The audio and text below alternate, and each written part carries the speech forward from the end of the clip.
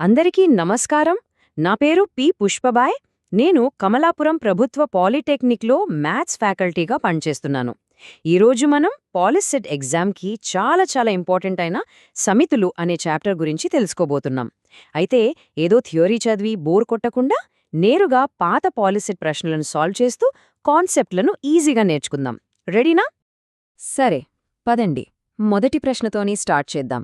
ఇది మనకు పాలిసెట్ 2023 పేపర్లో అడిగారు. చూడ్డానికి చాలా సింపుల్గా ఉంది కదా, కానీ ఇక్కడే ఓ చిన్న ట్రిక్ ఉంది.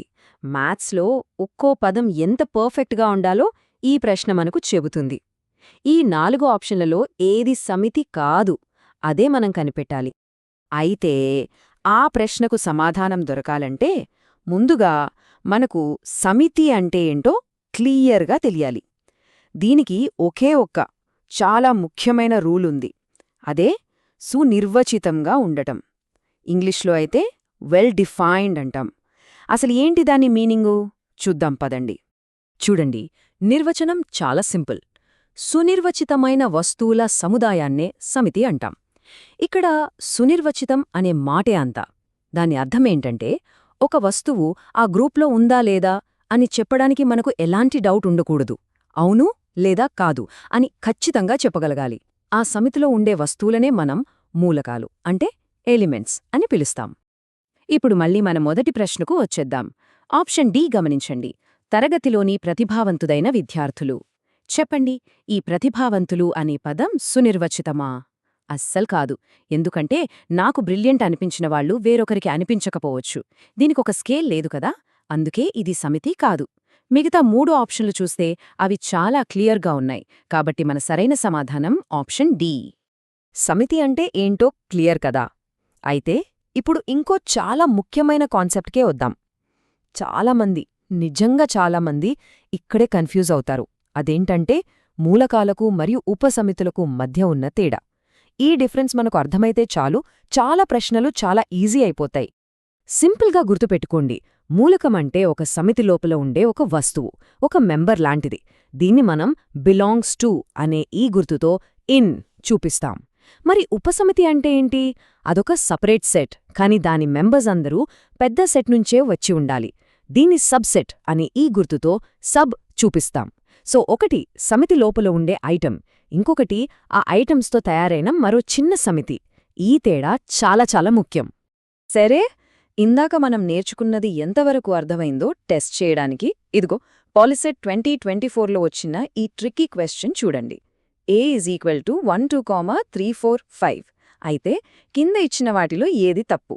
ఇది చూసి చాలామంది కంగారు పడతారు, కానీ మనకు ఇప్పుడు ఆ బేసిక్ తెలుసు కాబట్టి ఇది చాలా ఈజీ. ఓకే, దీన్ని మనం మెల్లగా విడదీసి చూద్దాం. ముందుగా ఏలో ఏమేమున్నాయో అంటే మూలకాలేంటో చూద్దాం. 1 2, ఆ తర్వాత 3, 4 అనేది మొత్తం కలిసి ఒకటే మూలకం, ఒక బాక్స్లా అనుకోండి. తర్వాత 5. సో మొత్తం ఎన్ని? 4 మూలకాలు. ఇప్పుడు చూడండి, 3, 4 ఏలో ఒక మూలకం. అంటే 3, 4 అనే బాక్స్ ఏలో ఒక మూలకం. ఇది కరెక్టే. కాని 3, 4 సబ్సెట్ ఏ అంటే 3, 4 అనేది ఏకి ఉపసమితి. ఇది కరెక్టా? కాదు. ఎందుకు? ఒక సమితి ఉపసమితి అవ్వాలంటే దాని లోపల ఉన్న 3 మరియు 4 విడివిడిగా ఏలో ఉండాలి. కాని అవి లేవు కదా. అందుకే ఇదే రాంగ్ స్టేట్మెంట్. మన ఆన్సర్ కూడా ఇదే. ఓకే, ఇప్పటిదాకా డెఫినిషన్లు, తేడాల గురించి మాట్లాడాం. ఇప్పుడు కొంచెం నంబర్స్తో ఆడుకుందాం. పాలిసెట్లో దాదాపు ప్రతిసారీ వచ్చే ప్రశ్నలలో ఒకటి ఒక సమితికి ఎన్ని ఉపసమితులు ఉంటాయి అని అడగటం. దీనికోసం ఒక మ్యాజిక్ ఫార్ములా ఉంది. ఉదాహరణకు మళ్ళీ పాలిసెట్ 2024 పేపర్ నుండే ఈ ప్రశ్న తీసుకుందాం. A = PQ అనే సమితికి ఉపసమితుల సంఖ్య ఎంత అని అడిగారు. చాలా సులభం. ఆ ఒక్క ఫార్ములా తెలిస్తే చాలు. ఇదేనండి ఆ మ్యాజిక్ ఫార్ములా. చాలా సింపుల్. ఒక సెట్లో n ఎలిమెంట్స్ ఉంటే దానికుండే సబ్సెట్ సంఖ్య 2n. అంతే, 2n. ఈ ఒక్కటి గుర్తుపెట్టుకుంటే చాలు, ఒక మార్కు గ్యారంటీ. ఇప్పుడీ ఫార్ములాని మన ప్రశ్నకు ఎలా వాడాలో చూద్దాం. స్టెప్ 1. ముందుగా A = PQలో ఎన్ని మూలకాలున్నాయో లెక్క పెట్టండి. 2 కదా? అంటే మన n = 2. స్టెప్ 2. ఫార్ములా ఏంటి? 2n. సో ఇది 2² అవుతుంది. స్టెప్ 3. ఇక 2² అంటే 4. చూసారా ఎంత సింపులో? ఆన్సర్ 4. ఇప్పటిదాకా మనం ఒకే సమితి గురించి మాట్లాడుకున్నాం. ఇప్పుడు 2 సమితులు ఉంటే వాటి మధ్య రిలేషన్ ఎలా ఉంటుందో చూద్దాం. అందులోనూ ఆ రెండింటికి అసలు సంబంధమే లేకపోతే, అంటే కామన్గా ఏమీ లేకపోతే ఏమంటారో తెలుసుకుందాం. మనం A, B అనే 2 సమితులు తీసుకున్నప్పుడు వాటిలో ఒక్కటంటే ఒక్క ఉమ్మడి మూలకం కూడా లేకపోతే వాటిని మనం వియుక్త సమితులు లేదా డిస్జాయింట్ సెట్స్ అంటాం. సింపుల్గా చెప్పాలంటే వాటి మధ్య కామన్ పాయింట్ అనేది 0. దీన్నే మనం A∩B = 5 అని రాస్తాం. ఈ ఐడియాతో పాలిసెట్ 2023లో ఒక ప్రశ్న అడిగారు. చూడండి, A, Bలు వియుక్త సమితులు. Aలో 4 మూలకాలున్నాయి, A యూనియన్ Bలో 7 ఉన్నాయి. అయితే Bలో ఎన్ని ఉంటాయి? ఇదే ప్రశ్న. వియుక్త సమితుల విషయంలో మన పని చాలా తేలిక.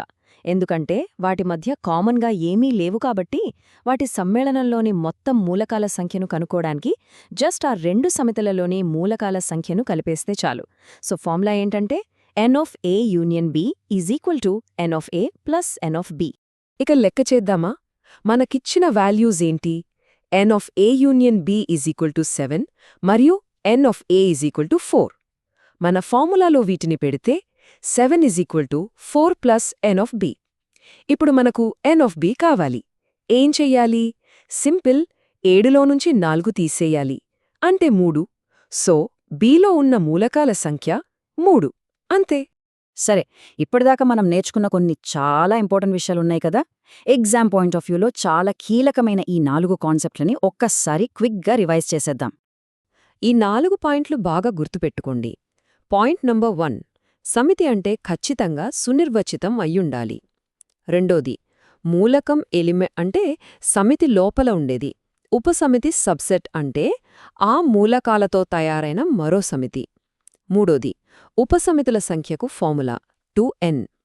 ఇక నాలుగోది, వియుక్త సమితుల విషయంలో n of A union B = n of A plus n of B. ఇప్పుడు మీకు ఈ రూల్స్ అన్నీ తెలుసు. మరి ఒక్కసారి మన చుట్టూ ఆలోచించండి.